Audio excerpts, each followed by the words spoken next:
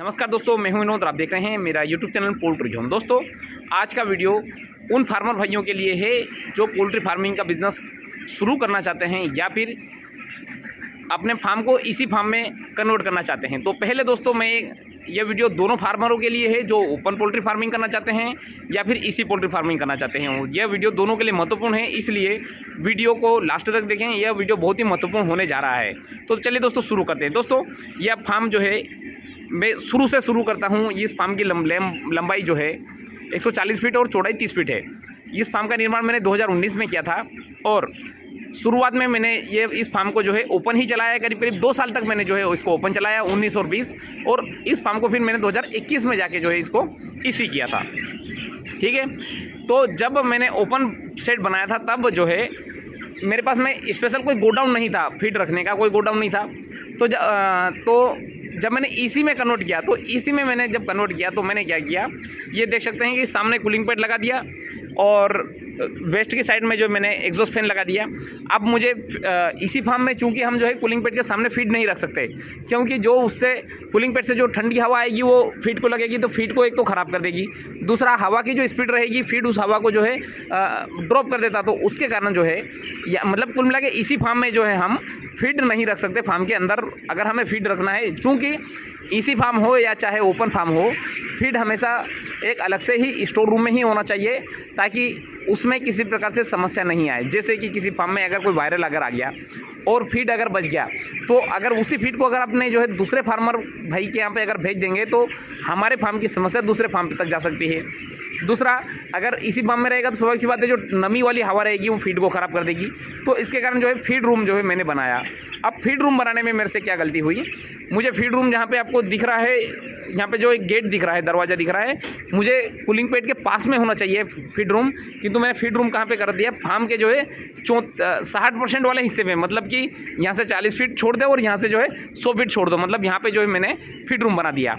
अब हमेशा क्या होता है कि देखिए, अब ये लड़का जब दरवाज़ा खोलेगा, ये देखिए अब ये दरवाज़ा खोलेगा, अगर ज़्यादा समय मान लीजिए कि 2 घंटा जो है दाना डालने में अगर लग रहा है, तो 2 घंटे तक ये दरवाज़ा बार बार खुलेगा और बंद होगा, खुलेगा और बंद होगा। तो उसके कारण क्या होगा कि टेम्परेचर कम होने के बावजूद भी फार्म के अंदर का क्लाइमेट टेम्परेचर जो है बढ़ जाएगा। वो कैसे?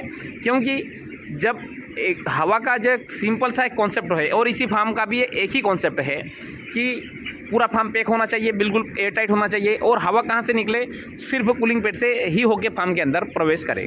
ठीक है ना। अब अगर आपने बीच में से अगर फैन को अगर जगह दे दी कि मान लो ये यहाँ से, अब यहाँ पे बार बार दरवाज़ा खुलता है, हवा कहाँ से निकलने चालू हो जाती है, यहाँ यहीं से निकलना चालू हो जाती है। तो उसके कारण क्या होता है कि इधर का टेम्परेचर अपने आप बढ़ जाएगा, क्योंकि उसको गर्म हवा मिल रही, तो स्वाभाविक सी बात है टेम्परेचर तो कम होना है नहीं। अब उसके कारण वहाँ पे सेंसर लगा हुआ है, तो सेंसर क्या करेगा, गर्म हवा को सेंस करके और एग्जॉस्ट फैन को चालू कर देगा। तो उसके कारण डबल लॉस हो रहा है। एक तो हमारा फार्म के अंदर का क्लाइमेट एकदम से बढ़ गया, तो फ्लक्चुएट हुआ। दूसरा, अब एग्जॉस्ट फैन को हवा अगर यहीं से मिलेगी तो फिर यहाँ से हवा खींचना बंद कर दे, मतलब एकदम से बंद नहीं करता है किंतु खींचना कम कर देता है। तो उसके कारण क्या होता है कि यहाँ का अब यहाँ से हवा नहीं खींचेगा, स्वाभाविक सी बात है यहाँ का भी टेम्परेचर बढ़ जाएगा। तो कहने का सिर्फ इतना सा तात्पर्य है कि कभी भी फीड रूम आधे फार्म में नहीं बनाना चाहिए। फीड रूम हमेशा इसी जगह पे बनाना चाहिए कि जहाँ पर अगर हम बार बार गेट खोलें भी तो वहाँ से गर्म हवा नहीं आए, और गर्म हवा आए भी तो मतलब इतनी फार्म के आधे हिस्से में से नहीं आए, मतलब कूलिंग पैड के पास से आए, तो मतलब फैन अगर हवा अगर खींचे भी तो गर्म हवा तो खींचे किंतु कूलिंग पैड की हवा को भी साथ में खींचे, ताकि फार्म के अंदर का क्लाइमेट बना रहे। एक तो ये हो गया। तो मतलब कुल मिला के हमें इस बात का विशेष ध्यान रखना है जब हम पोल्ट्री फार्म का निर्माण कर रहे हो, स्पेशल इसी फार्म को लेकर, तो हमें कंट्रोल रूम और फीड रूम इसी जगह पे होना चाहिए जहाँ पे बार बार अगर हम दरवाज़ा खोलें भी हो, क्योंकि फीड लाने के लिए दरवाज़ा तो हमें खोलना ही पड़ेगा, तो हम जो तुरंत दरवाजे को बंद कर दें। दूसरा, हमें फार्म के आधे हिस्से में कभी भी जो है फीड रूम नहीं बनाना है, वो फीड रूम इसी जगह पे बनाना है कूलिंग पैड के जस्ट पास में, ताकि वहाँ से अगर दरवाज़ा खोले भी और कंटिन्यू अगर वो ओपन भी रहे तो भी अगर हवा खींचे फैन, तो कूलिंग पैड से भी हवा थोड़ी सी खींचती रहे। ठीक है ना। एक तो ये हो गया। अब एक और चीज़ मैं महत्वपूर्ण टॉपिक पे इसी में कवर करना चाहूँगा कि जब भी आप लिफ्टिंग करवाएं, स्पेशल इसी फार्म को लेकर, तो कभी भी एग्जॉस्ट फैन के साइड वाले हिस्से पे लिफ्टिंग नहीं करवाना है। मतलब कि जहाँ पे एग्जॉस्ट फैन के पास में जो गेट है वहाँ से लिफ्टिंग नहीं करवाना है। लिफ्टिंग आपको करवाना है कूलिंग पैड के पास में जो गेट है वहाँ से करवाना है। पहले इस पार्टीशन के चिक्स जितने भी बर्ड है सबको लिफ्टिंग करवा लो। उसके बाद में फिर सेकेंड नंबर के गेट पे जाओ, वहाँ पे जाके लिफ्टिंग करवाओ, और उसके बाद में फिर एग्जॉस्ट फैन का जो गेट है वहाँ पे जाके लिफ्टिंग करवाओ। उसका भी सेम ही रीज़न है, क्योंकि अगर आप पहले वाले गेट से अगर लिफ्टिंग करवा लेंगे तो हवा वहीं के वहीं पे एग्जॉस्ट फैन खींचने लग जाएगा। अब चूंकि बड़े बर्ड रहेंगे और हमें पता भी नहीं चलेगा, क्योंकि हम उधर व्यस्त हो जाते हैं लिफ्टिंग करवाने में, तो यहाँ से जो है आप देखेंगे कि हवा वहीं के वहीं पे खींचेगा और यहाँ पे हवा नहीं खींचेगा फैन, तो उसके कारण यहाँ पे आपको मोर्टेलिटी देखने को मिलेगी। इसलिए हमें इन 2-3 चीज़ों की सावधानी बिल्कुल रखना है, लिफ्टिंग करवाने में भी, फीड रूम बनाने में भी, और फीड डालने में भी। फीड डालने में भी हमें जो है तुरंत सावधानी रखना है कि जैसे हमने गेट खोला तो तुरंत गेट हमें वापस बंद कर देना है।